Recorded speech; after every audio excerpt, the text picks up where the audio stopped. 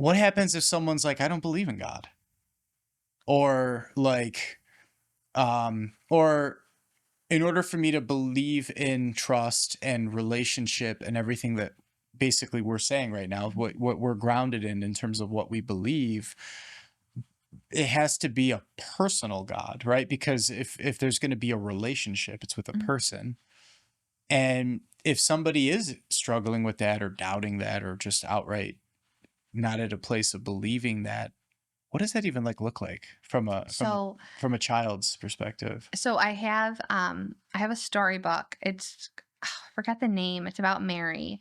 Um and it talks about how present Mary is and real she is. So I went to there's something called Wine for Women. It's like women in the new evangelization. So I had gone to a retreat, like a not even a retreat, like a night when the speaker came. The speaker had written a book about Mary, and the reason for the book was because her niece had gone to school and kids were making fun of her niece for wearing a Mary necklace.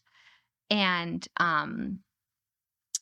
the aunt, the speaker, like, was very good friends with a priest, and so she wrote to the priest, and the priest created this book based off of the letter, and it just sort of talked about how, history was real, so, like, George Washington was real, right? We believe he was real, but we never met him, or we believe that, like, our ancestors are real, but, like, we never actually met them, and so if we can believe that all of these things from history books are real, why can't we believe that Mary was real? Or why can't we believe that God was real? I mean, I'm sure there's a lot more depth to that question. I mean, and answer, but that's one example that I can think of is just all, we believe in so many different things. Why can't we believe in the one true God? Yeah. Yeah. No, that makes a ton of sense. And that's where I would come in with, the receipts, the evidence, the archaeology, everything that we saw. And when I was in Jerusalem, you can literally see the Golgotha rock, the Calvary rock. Hmm. It's got a giant split in it from when the earthquake happened. Hmm. And they've dated it to like circa 33 AD, like when that happened. And I don't know. You could probably explain that to fourth or fifth grader. I think that that's something that they can connect with from the Hmm. historical aspect of it. But at the end of the day, it's also, it goes back to that trust, you know? Hmm. And but yeah, it's recognizing that it's a personal relationship is is key, right? Hmm. Because that's what sets our faith apart from the other belief systems that are out there, whether it's a philosophy, whether it's a theology. And yeah, it just, I think that the older we get, the more complicated we make it. Yeah, yeah, yeah, definitely. Yeah, you do. So you mentioned how important your faith is to you. One thing that I know, just offline, is that, tradition is important to you. Hmm.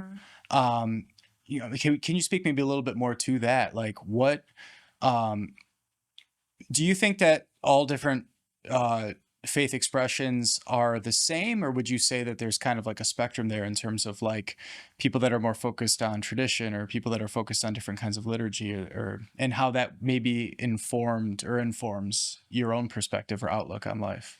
Yeah, so I have been attending the traditional Latin mass for at least like 12, 13 years now, for as long as I can remember. And at first I was, a little bit taken aback. Like there's these ladies, they wear these veils, everything is like chanted, and there's like smoke and incense. And so it's definitely, if you've never been to a Latin mass, it's definitely sort of a shock. Right. But there's such a sacredness to it that I think a lot of people truly desire, and could really benefit from.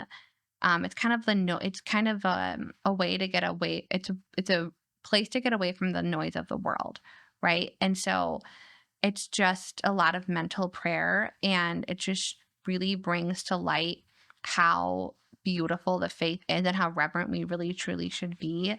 I don't know what kind of Catholic I would be without the Latin mass. um it's really a time for meditation and just realizing God's love for you, because I think the Latin Mass speaks to how present He truly is. Like, there's no doubt in your mind that God's present when you attend a Latin Mass. Yeah, yeah, 100%. I actually just passed the 10-year anniversary myself, so a similar amount of time, similar amount of exposure, and yeah, as somebody who's really, I love that you went to mental prayer with it, because that's actually kind of my number one way of introducing it to people. It is a culture shock, Mhm, as you had mentioned, if you're not used to it. It's certainly distinct from the Novus Ordo expression, which is the more common expression that most people think of in the West when they think of Catholicism today. But, the smells, the bells, as we say, like mhm. all of your senses are engaged, and mental prayer is the doorway to all of the upper levels of prayer, not vocal prayer. And for me, that was one reason why I fell in love with the Latin Mass as well, because, there's a lot more vocal prayer in a Novus Ordo. Mhm, There's a lot more meditation in a Latin mhm. Mass. And it's through that meditation that you experience the presence of God, like you were saying. Yeah, and you develop that personal relationship. It's almost as if you and God are the only ones in the room. Wow. Yeah. Yeah. It's so hard to even quantify. Like, what kind of Catholic would you be if you didn't have that? Mhm.